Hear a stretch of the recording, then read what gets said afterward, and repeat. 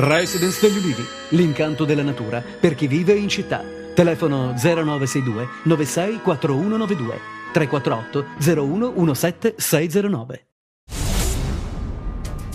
Operazione antidroga della polizia di Crotone che stamani ha eseguito 18 ordinanze di custodia cautelare in carcere e numerose perquisizioni nei confronti di un cartello criminale riconducibile alla cosca dell''ndrangheta dei Vrenna. Il gruppo disponeva di elevati quantitativi di droga e gestiva lo spaccio nel quartiere Sant'Antonio, anche davanti a 2 scuole pubbliche. Nell'operazione Scarface denunciati anche 5 minori che hanno partecipato attivamente allo spaccio e sequestrati beni mobili, moto ed auto per un valore di 80.000 euro.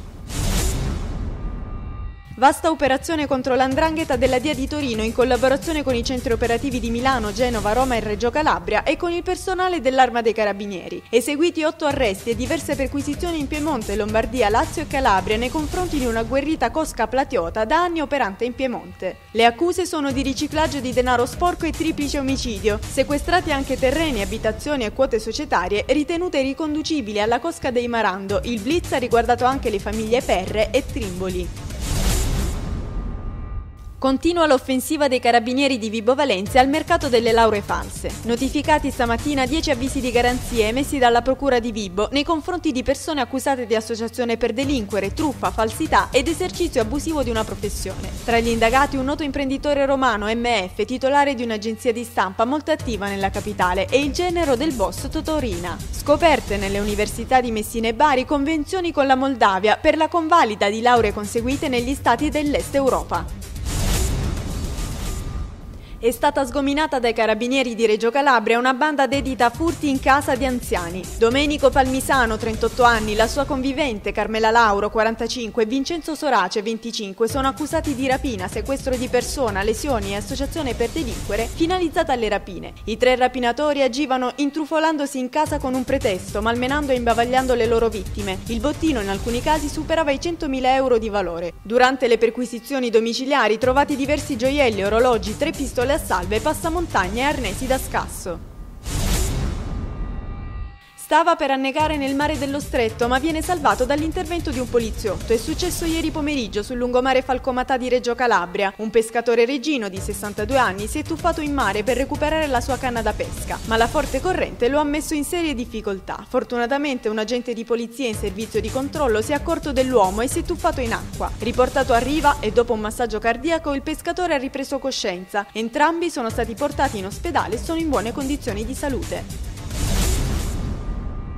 Il presidente della provincia Stanislao Zurlo e i sindaci del Crotonese stamani sono entrati in prefettura e hanno consegnato simbolicamente le loro fasce tricolore per protestare contro il provvedimento che vede l'abolizione delle mini province, tra cui Vibo Valentia e Crotone. Gli amministratori e le categorie sociali hanno evidenziato al prefetto Vincenzo Panico le gravi ripercussioni, anche sociali, che si avrebbero con la soppressione dell'ente intermedio ed illustrato le varie fasi della protesta che li porterà domenica ad incontrare i parlamentari calabresi alla Mezzadria Terme e lunedì ad essere davanti al Parlamento per manifestare le loro ragioni.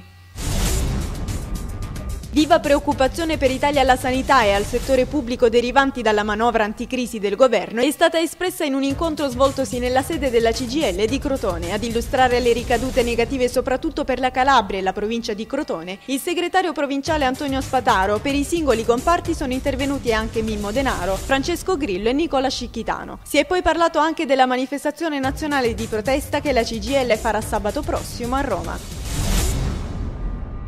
È stato presentato ieri da Legambiente a Reggio Calabria il rapporto Ecomafia 2010. Presenti all'incontro diversi esponenti del mondo politico, l'assessore provinciale all'ambiente Giuseppe Neri, Enrico Fontana dell'Osservatorio Nazionale Ambiente e Legalità e Sebastiano Venneri, vicepresidente nazionale di Legambiente. Sono stati forniti una serie di dati presenti nel rapporto, sottolineando la grande attenzione dedicata alle dinamiche criminali sull'ambiente nella nostra regione.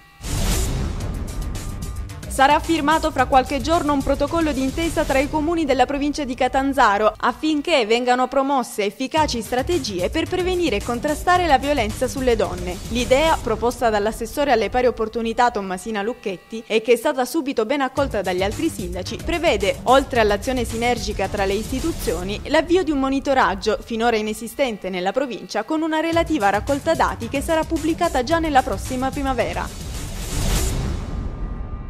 Aprirsi al Mediterraneo, questo l'obiettivo prefissato dall'incontro di Confindustria tenutosi a Catanzaro, dal titolo 30° parallelo, crescere nella nuova geografia, Italia, Mediterraneo, mondo. Sono state illustrate nel corso dell'incontro con le imprese le strategie per facilitare gli investimenti in quest'area, che già assorbe il 9% dell'export, percentuale che in futuro è destinata ad ampliarsi. L'iniziativa ha visto la collaborazione della Simest, Gruppo BNL, Assafrica e Mediterraneo.